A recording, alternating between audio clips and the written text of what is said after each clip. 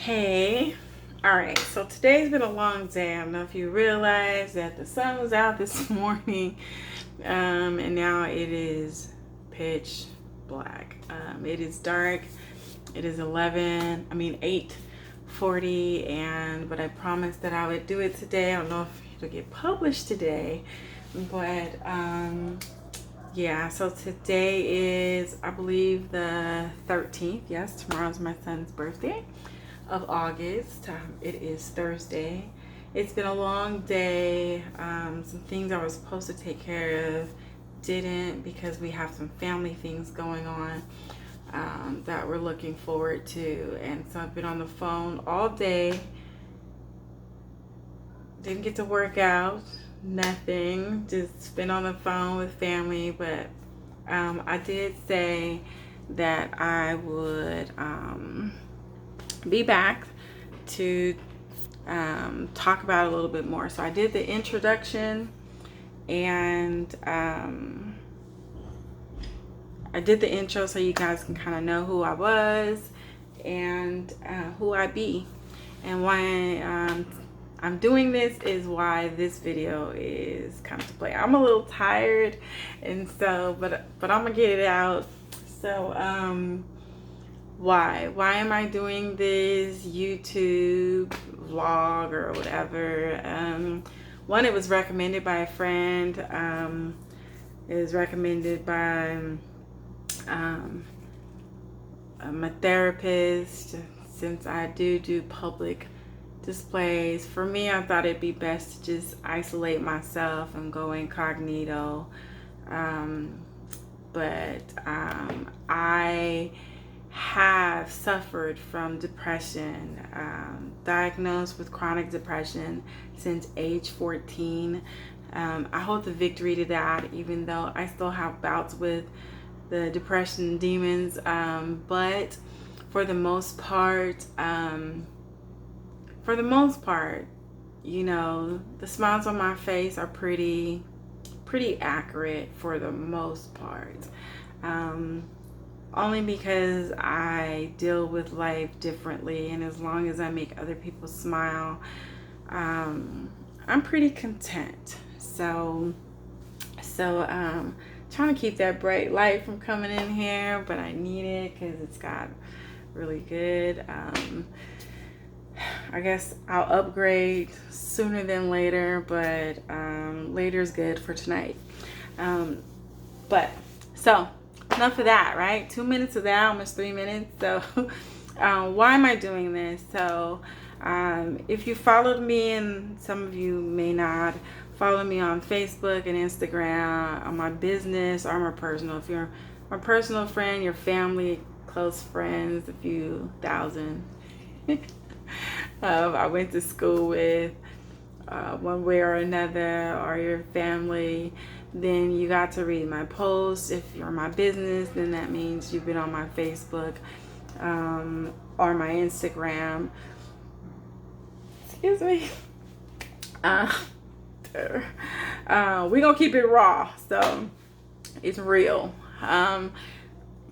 But you've been on there and you kind of know what has happened too. And if you've just been on the Be Motivated page, then you kind of know that everybody had the same post. You know, Instagram, the Facebook, business, personal, and the Motivated page, they all had the same thing, and it was the aha moment of actually sharing what I'm going through. And for those who don't know what I've been going through, in the last year, I've gone through a lot of crap.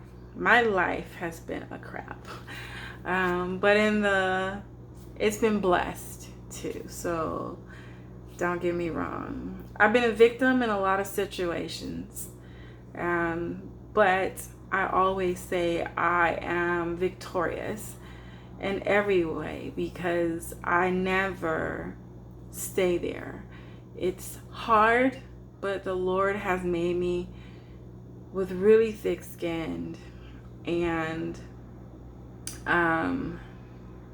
well, a really thick coat, and has definitely given me resilience like it ain't nobody's business. And he's given me determination. I always say tenacity is my middle name. I am Tanetta Tenacity. So, so that being said, there isn't much that I haven't overcame and found the beauty in those ashes. They've been painful. They've been hurtful. I've been raped. I've been kidnapped. I've been abused. I've been in domestic violence. I've overcame me aggressively going after them in my defense. I've been through a lot. I've seen a lot. I watched a man's brains get blown out of his head when I was about 7. I watched family and loved ones try to beat their drug addiction. I've watched people die. And I've tried to die. I've wanted to die. And even dealt with us losing my niece to suicide. Being in the field that I am, and for the reasons of why, was devastating. And there's a lot of moments where I'm hurting so very much, but I have always been the rock, always been the person who, in the midst of a funeral, and I want to break down and look back and say, wait, my sister's crying, wait, my mother's crying, wait, my husband's crying, or my children, let me give them strength, let me pull myself together and do what I need to do. Or even losing my fiance, having 17 family members in the house while we had multiple deaths back to back, going through that whole ordeal of my fiance having a heart attack, saving his life, and then ultimately a year later losing him. But I lost him then. He wasn't the same, and we were pulled apart, and the love that I thought was a lifetime was no more. And so I might get emotional, but I've pulled through all of those things one way or another, even if I haven't expressed it for one reason or another. I've been in many relationships. I definitely think I give Elizabeth Taylor a run for her money. Not proud of that situation. I thought I'd be married one time and it'd be a lifetime. But life happens. And my knees used to be very ashy from being on my knees praying and praying and hoping and praying. And my knees literally had black calluses on them from praying so much. It took a whole lot of soft scrubs and whatever to body soft scrubs to get that off, all that little black all on the little calluses. But to rise from the ashes and say, this too shall pass, and this pain I will conquer. And in the last year, I went through a lot, a little bit over a year. I broke up again from the love of my life. Went through some situations, tried to rebound in conversation, hang out with some people because he moved on. Wasn't the best things, and honestly it was almost a repeat of my past, of trying to make sure that I wasn't alone, because it hurt so bad. And it was embarrassing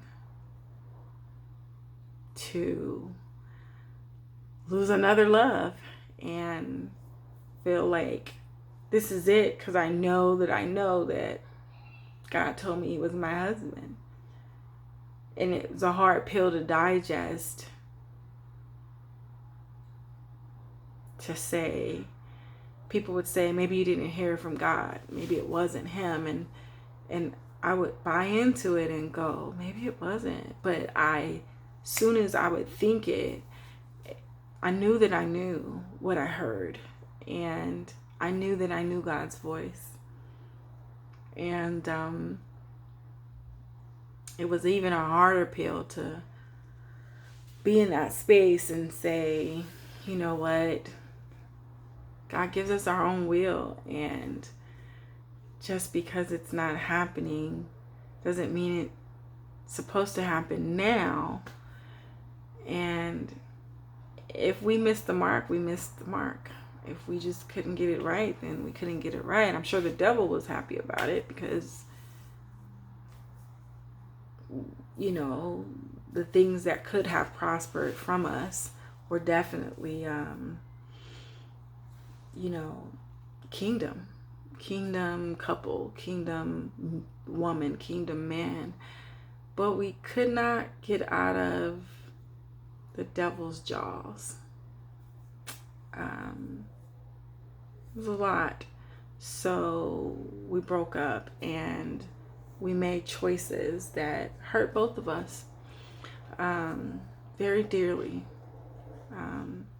It doesn't matter how big the hurt was. Hurt is hurt. And we've been backwards and forth, knowing that we're meant to be, but there's always something. And trying to get to the space to accept it ain't gonna happen. Trying to move on with our lives, putting other people into our cycle of dysfunction, of this is toxic, you know, regardless, this is toxic. And very much so. Just because God tells you your husband or your wife that's them, it doesn't mean now. I have a knack for being impatient. And especially if I hear something, my demeanor would be, well, what you telling me for, God? Right? Like, why'd you tell me if I can't pursue it? And even when he say, don't make that phone call, don't have sex with him, I couldn't get it. I really wanted what I wanted, and I wanted him. Because he's supposed to be mine. So why can't I? Compromising a lot, even in my spiritual walk, getting to the space of saying, you know what, since he's going to be my husband, then he can. Knowing better than that. Knowing so much better than that. But just giving you a little bit of backdrop of how I got to today. I'm sorry, my phone is dying. So I'll put the charger on and then put it back up here. It's not quite in the right place, but hey, I haven't cleaned up that living room yet. Anyway, You know, cooking some stuff. So, nevertheless, getting to the space that I am at now really is about, it's about,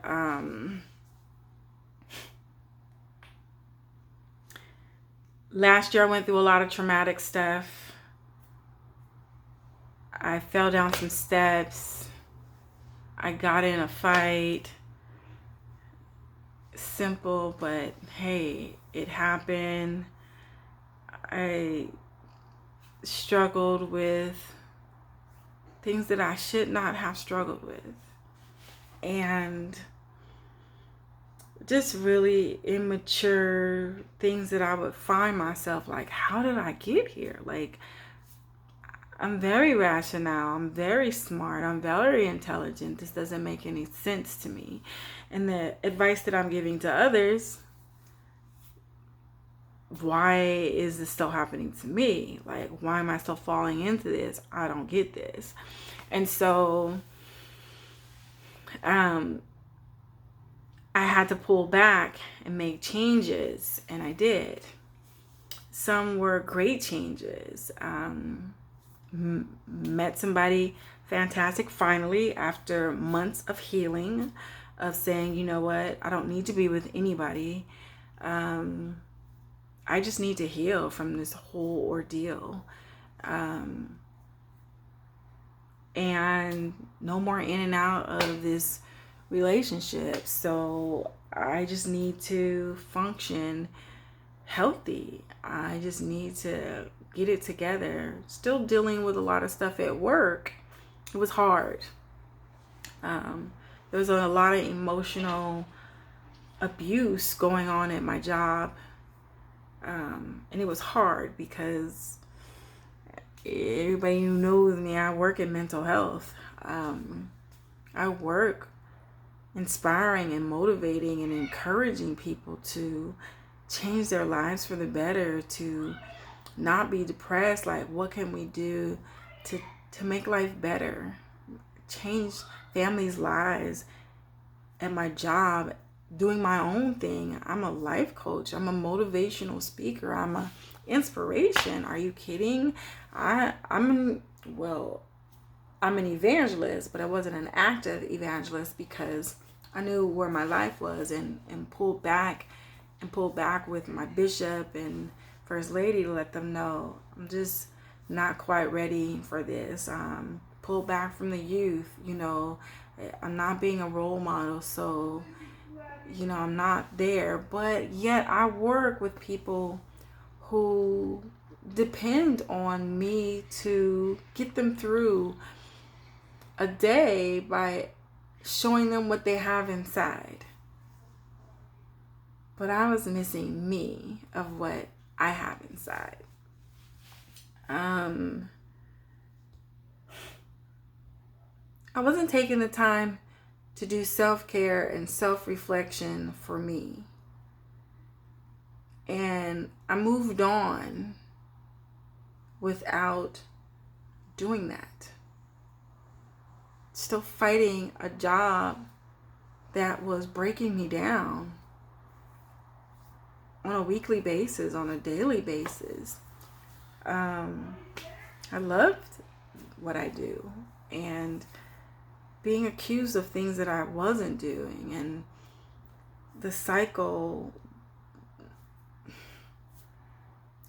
takes over that. It was a lot. It was a lot to deal with. It was a lot being a woman of color with a stature and being belittled and not taken away, when I help people all over the world.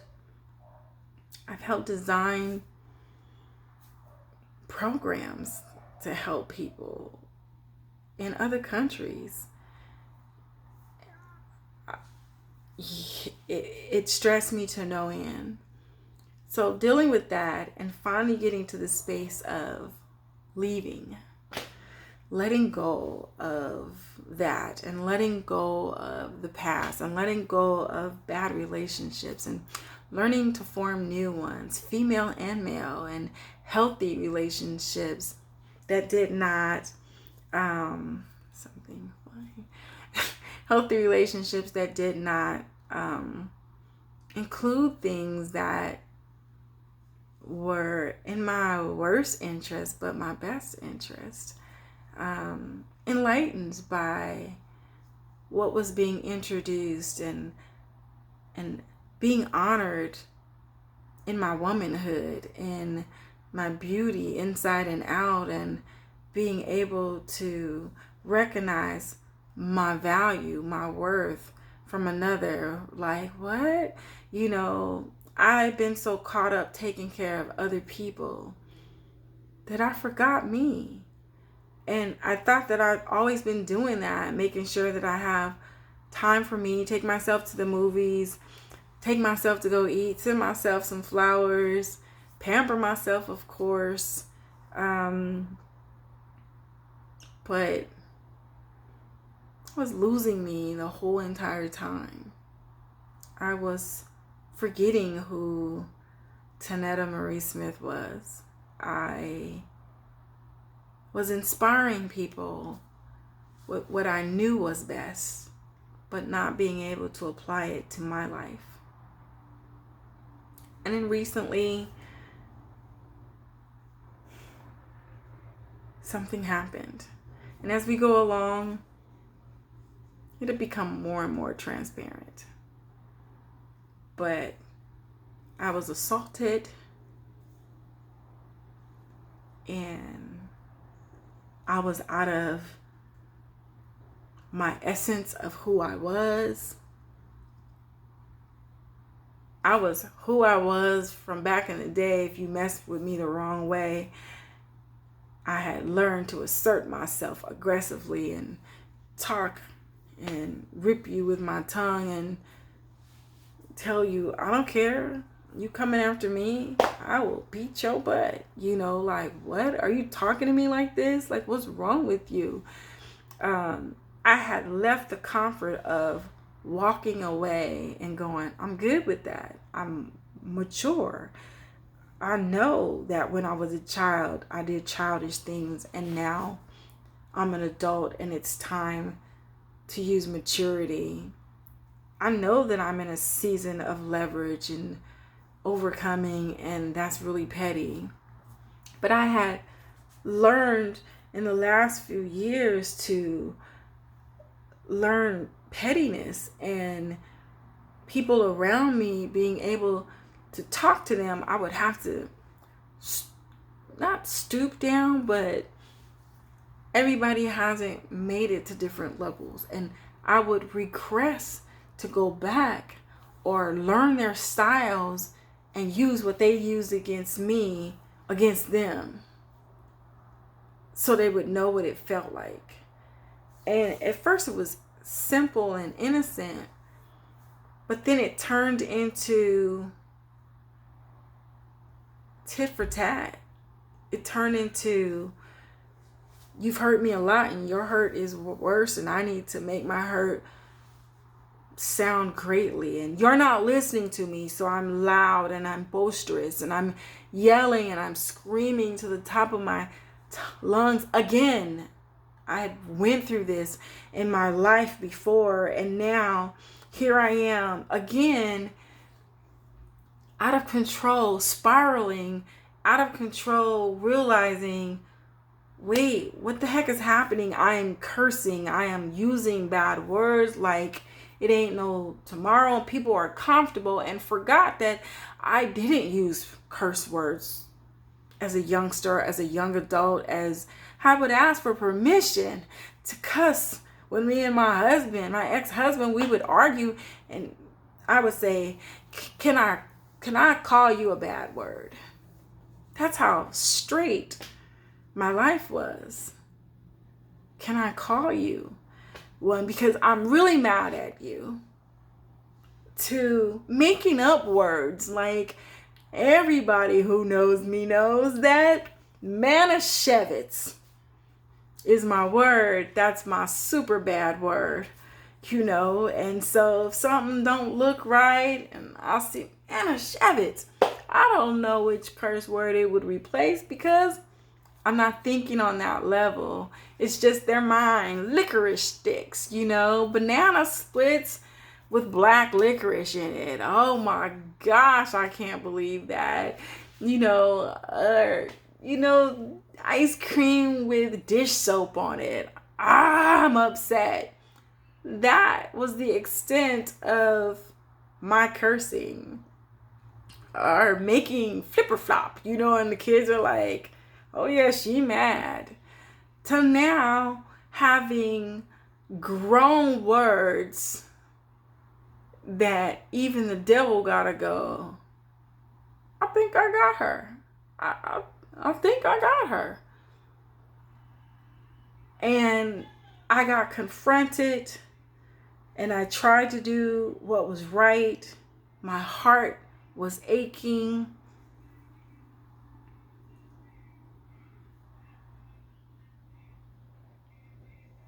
And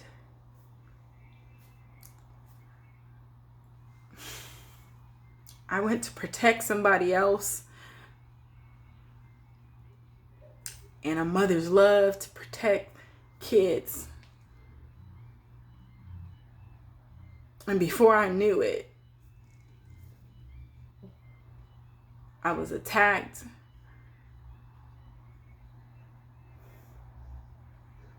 And I was thinking mentally like, okay, I can't believe this is really, really happening. I mean, even me talking crap, I didn't think it was really gonna get there. The stuff was hurtful that was said. And my heart was just torn. And when the attack happened, I'm thinking, cool, let's do this. Like, oh, you scratching on me, you hitting me, fine. Now I've got to defend myself.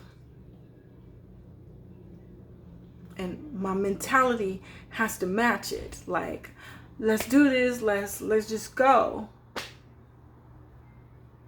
And when you're in the midst, you don't know and really don't care who's winning, who's losing. You're just trying to protect yourself.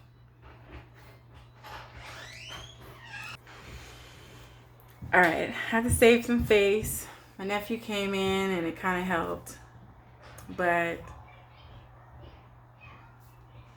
the situation warranted a physical altercation. I was assaulted and the damages that I received were brutal. And I didn't realize how brutal it was when it was happening. I know that some of the pressure of the pain made me go in a state of shock, like, wait, what's going on? I did know that something was wrong, and when I realized what it was, I still didn't realize to that extent. And when it was all said and done, the police came out, took the report. I still had happy-go-lucky me, the nervous smile, the giggle to help me get through it, the coping skill. And I had to let the officer know, like, look, it's just who I am. It's how I cope. And I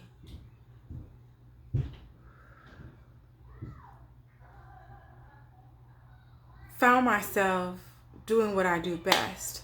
Oh, let me make sure everybody else is okay. Let me make sure that I cook. Let me make sure that, everybody else is good. I'm gonna be fine. So let me make sure they're good. And so I did what I do and let it go. And then, did y'all just pretend like y'all didn't see him too? Okay. And then, it's my nephew. And then it was the reality of seeing what had happened. Going to the hospital and watching the doctor's face of how bad it was. And talking to the investigator and the advocate, the victim's advocate, on how brutal this act was.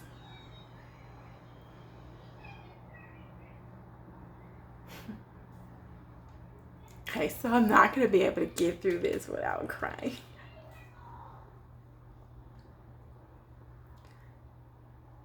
I've been through a whole lot of things, and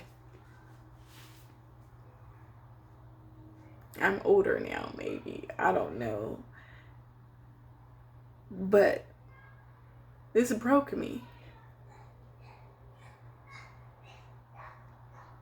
And I wasn't dealing with my trauma in the best way. And I shut down. And I was trying to hold it together and do things and be there for everybody else. And I was getting irritable and frustrated because I needed somebody to hold me in ways that I have been there for everybody else. And nobody who knew understood that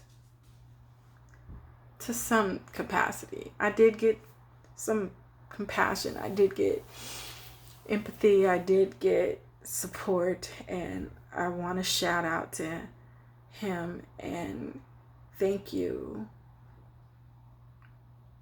JD, for helping, caring for my wounds.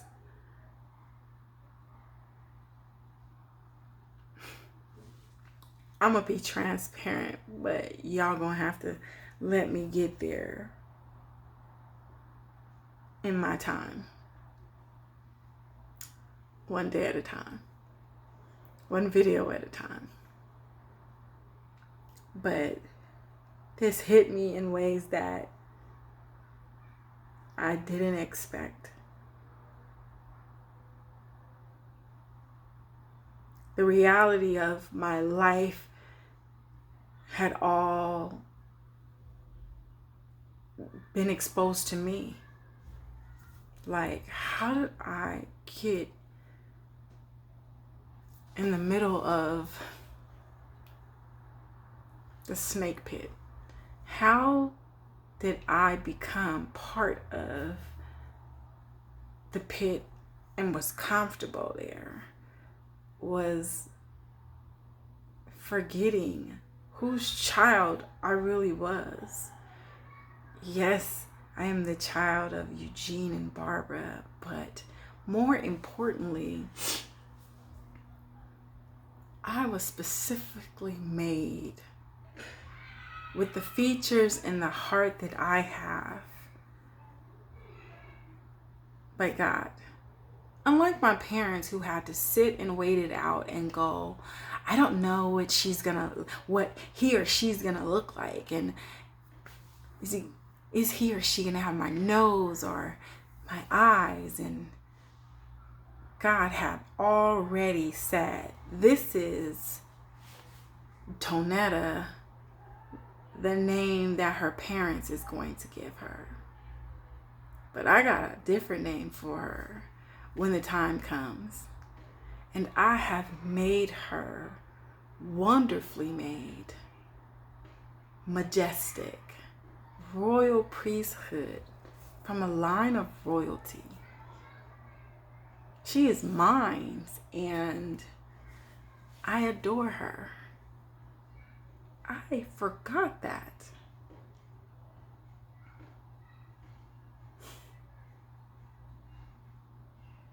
I forgot that. And in this moment of reflecting of the stuff that was happening, I realized my life is out of control and unraveling before me without me realizing it, because I forgot that my mind doesn't always make the best choices, and my mind is not always making cognitive, rational choices for myself. That I have things to be taken care of in my body, and I'm not, because I'm too busy being strong, alert for everybody else. They say that sometimes when I had convulsions, seizures, but convulsions, they say that sometimes I would say, wait, I gotta go wash the clothes, or I gotta go cook dinner, or I gotta make sure I do this for my kid, or whatever, often. My thoughts weren't on them telling me, no, you need to lay down and take care of yourself. It was, no, I gotta go do this work for work. I gotta go write this paper for school. I don't have time to rest. And my mind wasn't even in a state that was intelligent. It was mush. It was, if you don't sleep, we're gonna put you down. Like, the body was going, we tired. Get it. And my rationale was irrational. And not taking care of my mind, which is my soul, my body, and not having time for my spirit man, because my spirit man should be stronger than my flesh. But my spirit man was just as weak as my flesh. I've been depriving my spirit man from everything that it needed, the nutrients and the love and affection from the Lord, and knowing the embrace and the feeling of Jesus holding me, and God just saying, you're in my bosom, Tanetta, I got you. I had left that. I had given it up for false comforts and everybody else.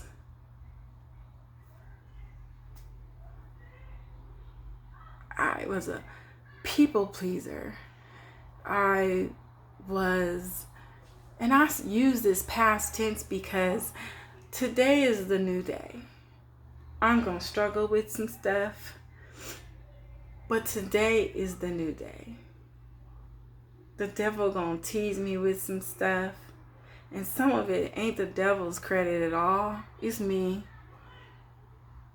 And I'm going to get it through me.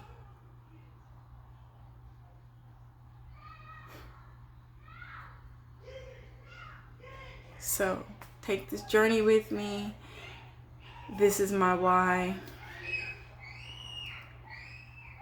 When you find some things that touches your spirit, or a near-death experience, or losing a child, or whatever emotion connected to a situation, it's the thing that says, hey, Tanetta, I've been calling you for a long time, and I don't think you've heard me, but you're going to have to go through this.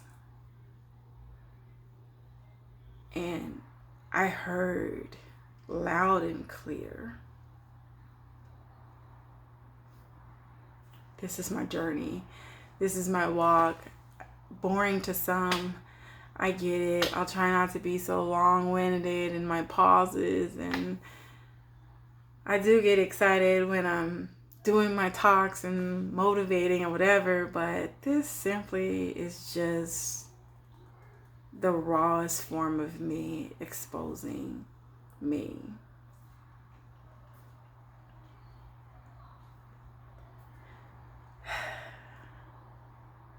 This is it. So thank you for your time.